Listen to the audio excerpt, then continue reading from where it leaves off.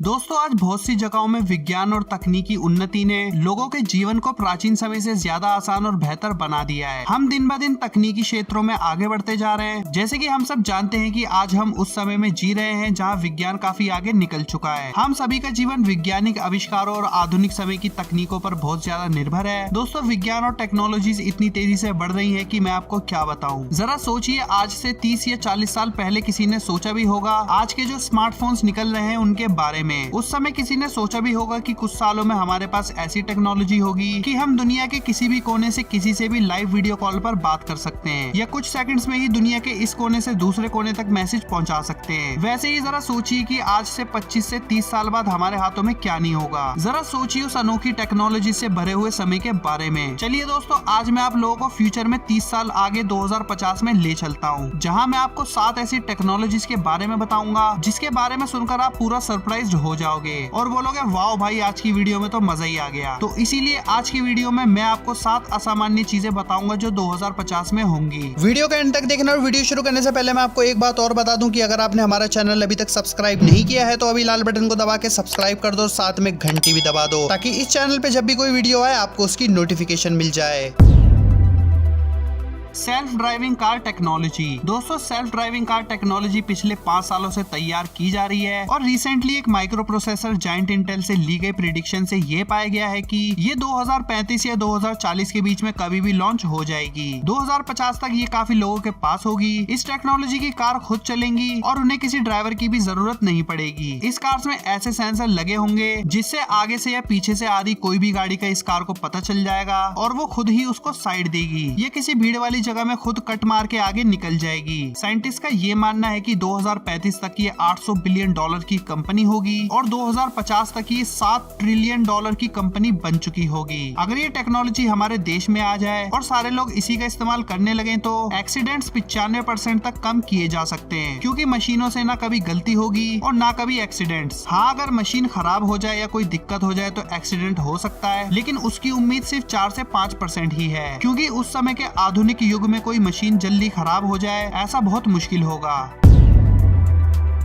Smartphone revolution. दोस्तों smartphones के revolution को तो आप देख ही सकते हो। ये रेवोल्यूशन ऐसा है जो काफी कम समय में काफी आगे निकल चुका है। जरा सोचो, जब आज के समय में ही ऐसे स्मार्टफोन्स आ चुके हैं जिसमें folding, video calling, waterproof, scratch proof, watch mobile, pen mobile और भी ऐसे ऐसे नई फीचर्स आ चुके हैं जिससे आप सब कुछ कर सकते हो, लिटरली सब कुछ। और ये सब सिर्फ 8 से 10 सालों में ही आ गया। तो जरा सोचिए आज से 30 साल बाद इनका नजरिया कैसा होगा और इनमें क्या नहीं होगा। साइंटिस्ट का कहना है कि आने वाले कुछ सालों के बाद स्मार्टफोन सिर्फ एक पास की टेक्नोलॉजी बन के रह जाएंगे, क्योंकि आने वाली टेक्नोलॉजीज में स्मार्टफोन्स तो होंगे लेकिन वैसे नहीं होंगे जैसे आज हैं। दुनिया की सबसे बड़ी मोबाइल कंपनीज जैसे एप्पल और Samsung voice based artificial intelligence virtual assistant पर काम कर रहे हैं, जिसका ट्रेंड अभी से ही देखने को मिल रहा है। गूगल असिस्टेंट में नेक्स्ट जनरेशन के स्मार्टफोन्स इंसान के शरीर से डायरेक्ट ही जुड़े होंगे। वो काफी छोटे होंगे लेकिन इंसान का हर वो काम चुटकियों में कर देंगे।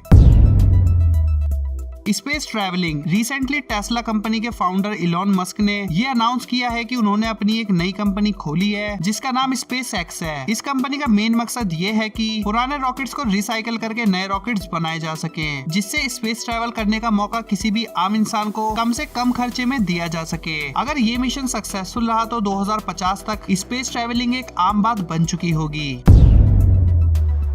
Artificial intelligence revolution. Recently Facebook ने आर्टिफिशियल इंटेलिजेंस को टेस्ट करने के लिए 2 कंप्यूटिंग रोबोट्स के साथ एक एक्सपेरिमेंट किया। इस एक्सपेरिमेंट में दोनों रोबोट्स को एक साथ कनेक्ट कर दिया गया और उन्हें चैट के जरिए कम्युनिकेट करने का एक मौका दिया गया। हैरानी की बात तो ये है कि जब उन दोनों ने कम्युनिकेट करना शुरू किया तब जिस लैंग्वेज में वो कम्युनिकेट कर रहे थे वो सबकी समझ से बाहर थी। इस चीज से वहाँ के सारे लोग काफी घबरा गए और इससे पहले कि कुछ और होता, वहाँ के साइंटिस्ट ने रोबोट के प्लग को निकाल के उनकी कम्युनिकेशन को वहीं रोक दिया। बड़े साइंटिस्ट जैसे स्टीफन हॉकिंस का ये कहना है कि आर्टिफिशियल इंटेलिजेंस काफी तेजी से आगे बढ़ रही है और इनका इतनी तेजी से बढ़ना इंसान के लिए खतरनाक साबित भी हो सकता है। आज के दिन जो आप गूगल का वॉइस फीचर यूज करते हो ना, ये भी आर्टिफिशियल इंटेलिजेंस ही है। आप ऑनलाइन शॉपिंग साइट से कुछ भी खरीदते हो तो आपने गौर किया होगा कि जैसे ही किसी चीज को आप खरीदते हो तो सजेशन में वैसी ही चीजें आने लग जाती हैं। ये भी आर्टिफिशियल इंटेलिजेंस ही है। साइंटिस्ट का ये कहना है कि आर्टिफिशियल इंटेलिजेंस 2050 तक काफी तरक्की तरक्की कर चुकी होगी और दुनिया के हर कोने में आपको रोबोट दिखने को भी मिल जाएंगे। अब ये इंसान के लिए फायदेमंद होगा या हानिकारक ये तो किसी को नहीं पता। दुआ करो कि रोबोट के वो खतरनाक फिल्म वाले सीन 2050 में देखने को ना मिले।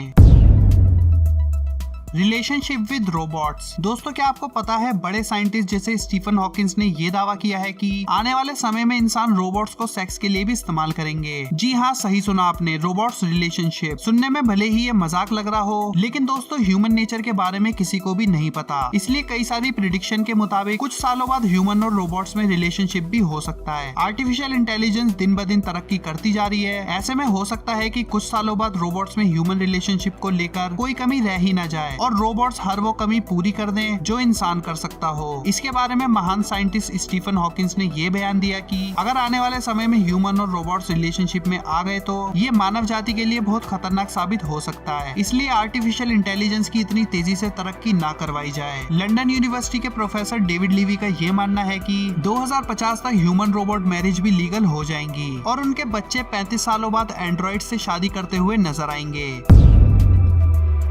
Slow of time. दोस्तों आपको तो पता ही होगा कि आज की डेट में हर बीमारी के ट्रीटमेंट की टेक्निक्स बन चुकी हैं। यही वजह है कि इंसान की लाइफ स्पैन भी धीरे धीरे बढ़ती जा रही है। साइंटिस्ट का ये मानना है कि 2050 तक ऐसी टेक्नोलॉजीज आ चुकी होंगी जिससे इंसान की हर बीमारी ठीक की जा सके और काफी लंबे समय तक इंसान जी पाए। ये सब पॉसिबल होगा बायोटेक अपग्रेड्स की मदद से, जिसमें जेनेटिक इंजीनियरिंग नई ऊंचाइयों पर पहुंच चुकी होगी। ग्लोबल ब्रेन इंस्टीट्यूट के अनुसार 2050 में मेडिकल साइंस इतनी आगे निकल चुकी होगी कि इंसान अपने 120वें बर्थडे मना रहे होंगे। और मैक्सिमम लाइफ इंस्टीट्यूट के डेविड कैच ने अपने इंटरव्यू में ये बताया कि 2029 तक हमारे पास ऐसे टूल्स होंगे जिससे एज को रिवर्स यानी कम भी किया जा सकता होगा।